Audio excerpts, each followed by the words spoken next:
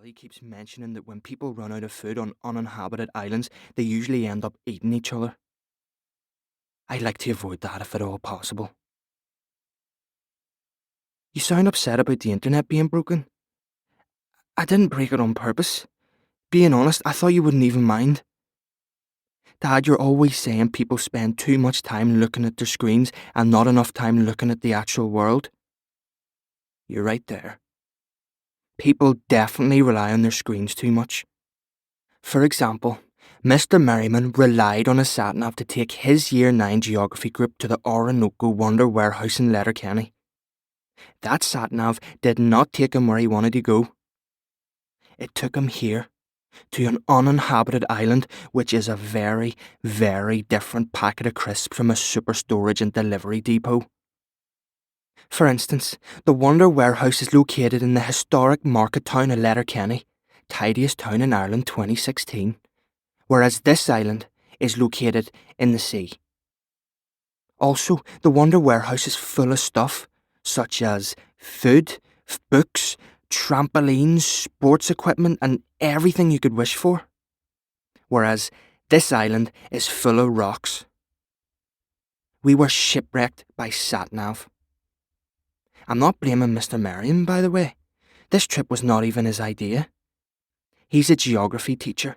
He wanted his geography field trip to go somewhere geographical, such as the Giant's Causeway or the Marble Arch Caves. Everything would be fine now if they had done that. But no. They voted for this. And why did they vote for this? Because of our Eve, that's why. She campaigned, remember? She said that Giant's Causeway and Marble Arch Caves were nothing but rocks. Funny shaped rocks, but rocks. To be fair, Dad, you did point out that rocks were central to the study of geography. Eve said, so are the things that people build on top of the rocks. For instance, the Orinoco Wonder Warehouse. Do you want to know what's so good about a super storage and delivery depot? I'll tell you what's so good about it. Have you noticed, by the way, that Eve is always asking questions and then answering them herself before you get a chance? It's the biggest warehouse in the world, probably in the solar system. It's the internet with a roof on. Anything you buy online, that's where they keep it. It's too big to walk around. The workers have little scooters to get around the shelves. It's a continent of desirable items. What could be more geographical than that? Also, it's indoors, so it won't matter if it rains. This is how Eve gets people to do what she wants. She makes what she wants to do sound like the spiciest thing on the menu.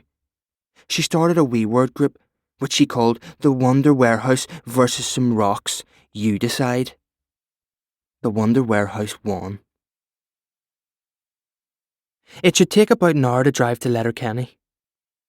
There were 2 minibuses. Mr. Merriman was driving the one we were in. Ms. Gingell was driving the one in front. She'd been to the Wonder Warehouse once already to do the health and safety. Somewhere on the A2, Mr. Merriman's minibus ended up in front. He said he didn't need to follow anyone because the sat-nav would tell him what to do. A few minutes later, the sat-nav told him to turn off the A2 onto one of those lanes with hedges on either side. Ms. Gingell's minibus did not turn off. It sailed past us with her waving and staring at us in surprise. Her brake lights went on as if she was going to wait for us, but Mr. Merriman's sat-nav said, "Continue straight ahead." So that's what we did. No one else seemed to have noticed. From where I was, in the luggage section behind the back seat, all you could see was arms wobbling about in the air, with phones glowing in their hands.